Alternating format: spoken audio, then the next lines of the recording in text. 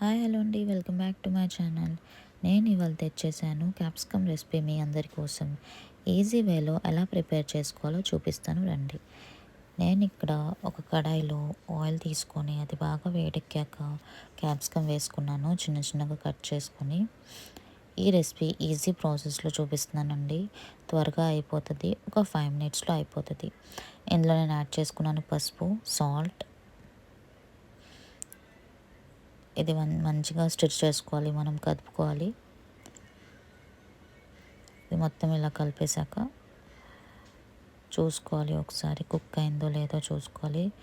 చాలా త్వరగా బాయిల్ అయిపోతుంది.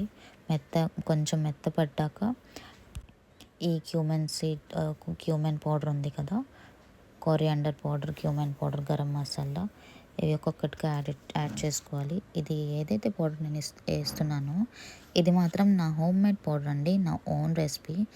ఈ రెసిపీ కూడా నేను మీకు షేర్ చేస్తాను తప్పకుండా. మీకు ఎవరికైనా కావాలంటే కమెంట్ చేయండి, త్వరలో ఫుల్ వీడియో నేను మీకు పోస్ట్ చేస్తాను. ఈ ధనియా, జీరా, గరం మసాలా పౌడర్ యాడ్ చేసేసుకున్నాను. యాడ్ చేసుకుని మొత్తం ఇది మంచిగా కలుపుకోవాలి. కలుపుకుంటే ఆయిల్లో కలిసిపోతుంది. ఫ్రై అవ్వాలి. ఫ్రై అయ్యాక చూడండి మొత్తం అయిపోయింది, టేస్టీగా కనిపిస్తుంది. ఈ వాసనకే మౌత్ వాటరింగ్ అయిపోతుందండి. మొత్తం 5 మినిట్స్లో అయిపోయింది ఇన్స్టెంట్గా క్యాప్సికమ్ ఫ్రై.